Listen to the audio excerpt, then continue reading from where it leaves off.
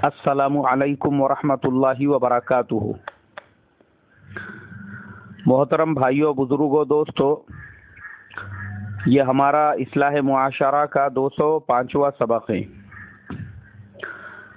मोहतरम बुजुर्गों, south Africa से हारून भाई बोल के हमारे एक अजीज दोस्त है, उन्होंने मुझे न्यूज़ 24 की एक वीडियो क्लिप भेजी। उसे मैंने गौर व फिक्र से देखा।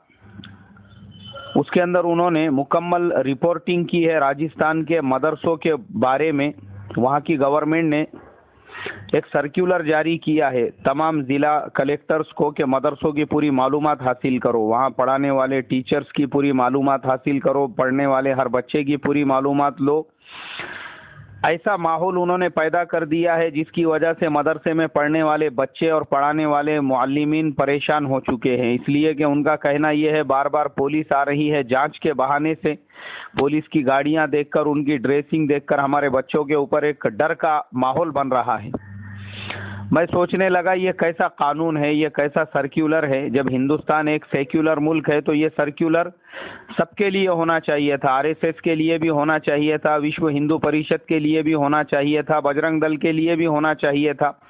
राजस्थान गवर्नमेंट उनके लिए भी जारी करती कि उनको कहां कहां से कैसे कैसे फंड आ रहे हैं और उनकी क्या क्या एक्टिविटीज चल रही है और उनके कैंपस के अंदर क्या क्या साजिशें और प्लानिंग बनाई जा रही है।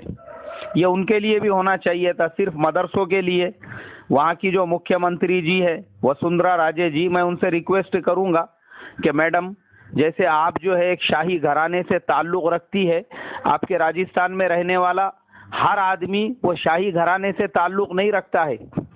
आपने कभी गरीबी नहीं देखी हुई है। मैंने आपकी पूरी लाइफ जो बायोग्राफी है वो बहुत डिटेल में पढ़ा हूँ आपके वेबसाइट पे जाकर, तो उसमें मुझे ये मिला कि हमारे मैडम जी की पैदाइश भी जो है वो बॉम्बे के अंदर हुई है। उनका पूरा एजुकेशन क्वालिफिकेशन कॉन्वेंट स्कूलों में एकदम हाई फाई, इंडिया के सबसे महंगे जो स्कूल है कोडाई कोनाल के अंदर उनका प्राइमरी एजुकेशन हुआ, हाई स्कूल एजुकेशन वहीं हुआ। फिर वो बॉम्बे आई, बॉम्बे में आने के बाद में कॉलेज एजुकेशन, डिग्री एजुकेशन उन्होंने बॉम्बे में ही जो है फिर कॉमर्स और पॉलिटिकल साइंस के अंदर जो है मास्टर की डिग्री ली, यहाँ तक के पीएचडी किया। इसलिए कि उनके पास में वो सारे सोर्सेस थे, उनके घर वाले वो पैसा खर्च कर सकते थे। लेकिन आप जिस स्टेट की मुख्यमंत्री है मैडम जी, आपके स्टेट के अंदर वो गरीब मुसलमान जो अपने बच्चों को 2 वक्त खाना नहीं खिला सकते, वो एजुकेशन कैसे दिला सकते हैं? उनके पास आपके जैसा माल दौलत वो शाही घराने से नहीं ताल्लुक़ रखते हैं। तो ये जो मदरसे हैं सिर्फ राजस्थान में ही नहीं, पूरे ओवरऑल हिंदुस्तान के अंदर ये गवर्नमेंट का बहुत बड़ा काम कर रहे हैं। होना तो ये चाहिए कि हर स्टेट गवर्नमेंट ने, सेंट्रल गवर्नमेंट ने इन मदरसों को फंड देना चाहिए, बड़े बड़े फंड। इनको बिल्डिंग्स बनाकर देना चाहिए, इनके टीचर्स को गवर्नमेंट ने पेमेंट देना चाहिए, सैलरी देना चाहिए। इनके लिए गवर्नमेंट ने हर हेल्प और मदद करना चाहिए। इसलिए कि जो काम हमारी सेंट्रल गवर्नमेंट नहीं कर रही है, स्टेट गवर्नमेंट नहीं कर रही है, वो काम ये मदरसे कर रहे हैं।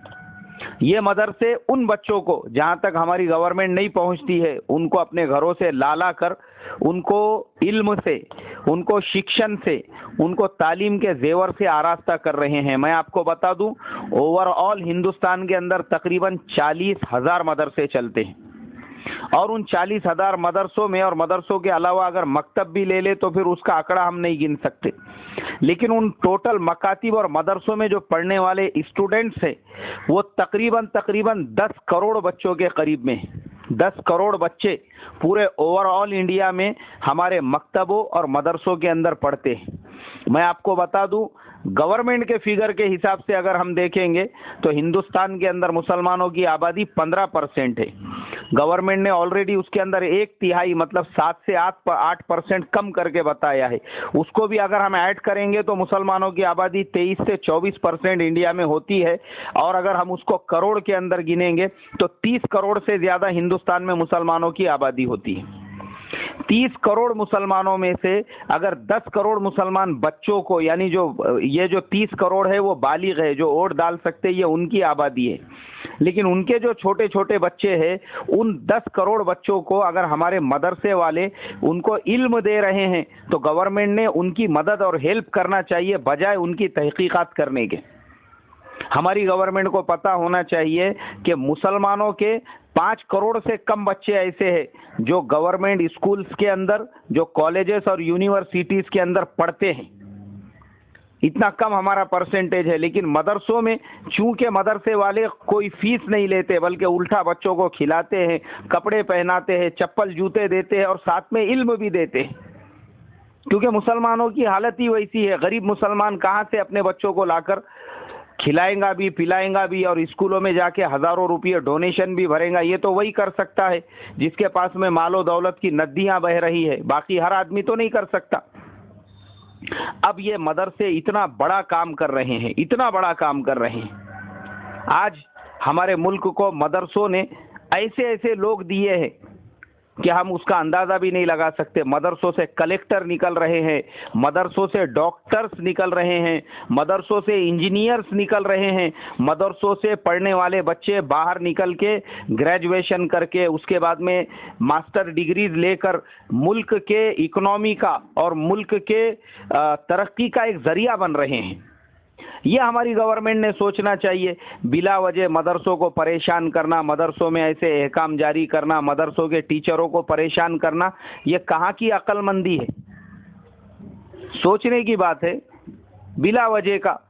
मैं इसीलिए मैडम जी से रिक्वेस्ट करूंगा, मैडम जी आपके जैसे रिसोर्सेस हर एक के पास में नहीं है।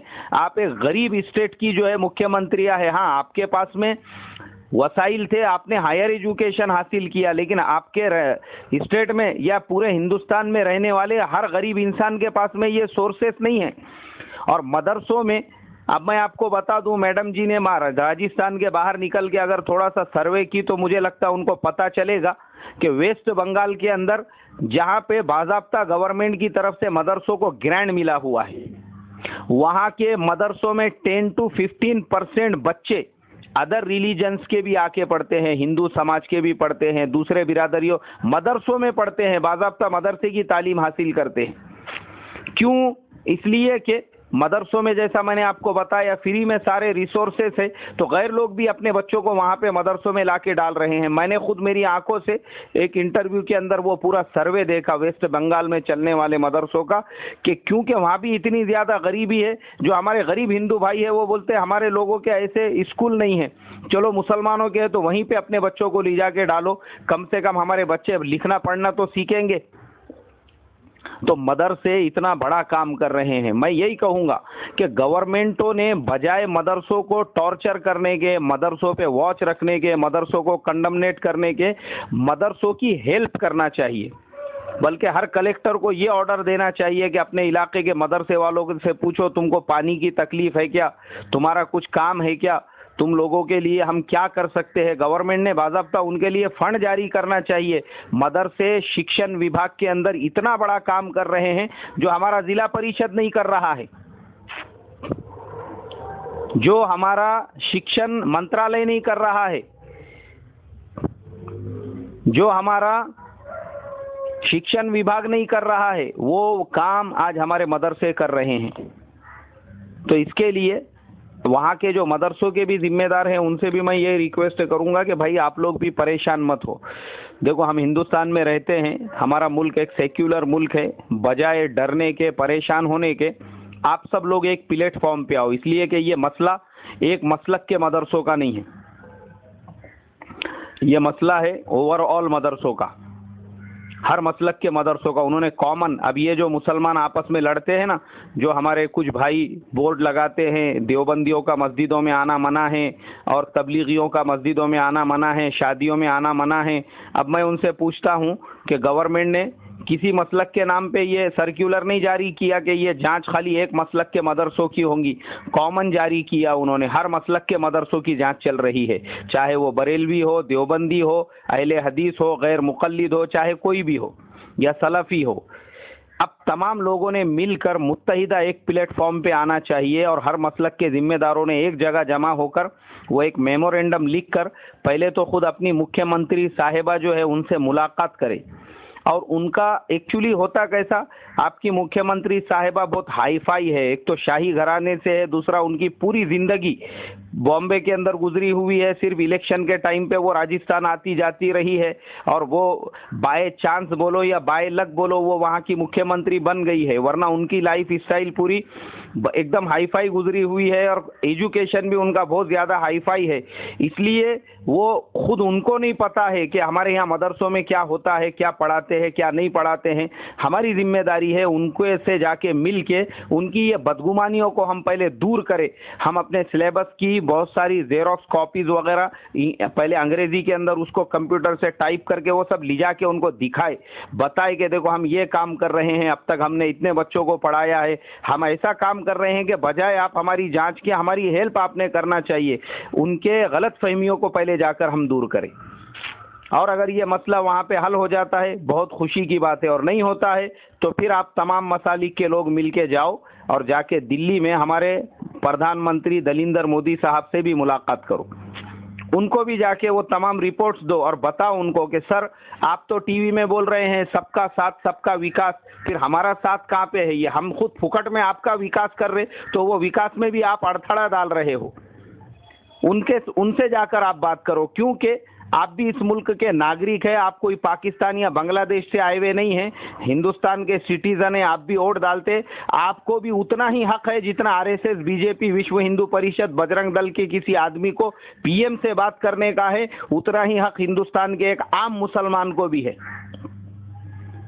तो वहाँ के उलामा से मेरी ये रिक्वेस्ट और दरख्वास्त है, क्योंकि वहाँ के उलामा मुत्तहिद होकर ये कदम उठाएंगे और पीएम से जाकर मुलाकात करके ये सारा क्लियरिफिकेशन करेंगे तो ये चीज़ फिर पूरे मुल्क में नहीं फैलेंगी। वरना आज ये राजस्थान में हुई है, कल गुजरात में होंगी, परसों महाराष्ट्र में, तरसों मध्य प्रदेश में, और होते होते हर सूबे के अंदर ये बात फैलेंगी। तो बजाय फैलने के इसको वहीं पे दबाया जाए और इस पे फौरन एक्शन लिया जाए। अल्लाह मुझे आपको अमल की तौफीक अता फरमाए। और भाई आज के सबक के आखिर में मैं एक बहुत ही दर्दमंदाना रिक्वेस्ट आप तमाम लोगों से करूंगा। मेरे बहुत ही अजीज अजीज अजीज दोस्त सिराज अहमद शेख साहब पटन से आज सुबह सुबह जब मुझे इत्तला मिली कि फजर बाद उनके वालिद साहब का इंतकाल हुआ तो मुझे यकीन नहीं आया, इसलिए कि मैं जब वहाँ के सफ़र पे था उस वक्त वो अल्लाह के रास्ते में 4 महीने की जमात में चल रहे थे और उसके बाद उनकी वापसी हुई और सुबह फजर की नमाज में भी वो थे और नमाज के बाद में अचानक उनका इंतकाल हो गया है। तो आप तमाम लोगों से मैं खुसूसी दरख्वास्त करूँगा, अल्लाह तबारक व ताला से दुआ करे अल्लाह उनकी बाल बाल मग़फ़िरत फरमाए, जन्नतुल फिरदौस में उनको जगह अता फरमाए। और माशाअल्लाह उनके बेटों में जो है उलामा है और हुफ़ाज़ है, उनके लिए भी दुआ करें कि अल्लाह उनके बेटों को जो है सब्र जमील की तौफ़ीक़ अता फ़रमाए, उनके ख़ानदान वालों को, उनके पूरे बिरादरी वालों को, उनके भांजे भतीजों को, रिश्तेदारों को और तमाम के लिए भी दुआ करें अल्लाह तबारक व ताला लवाहिकीन को सब्र की तौफ़ीक़ अता फ़रमाए और मरहूम की बाल बाल मग़फ़िरत फ़रमा के आला दराजात उनको जन्नतुल फिरदौस में अता फ़रमाए। आमीन सुम्मा आमीन। अस्सलामु अलैकुम व रहमतुल्लाहि व बरकातुहू।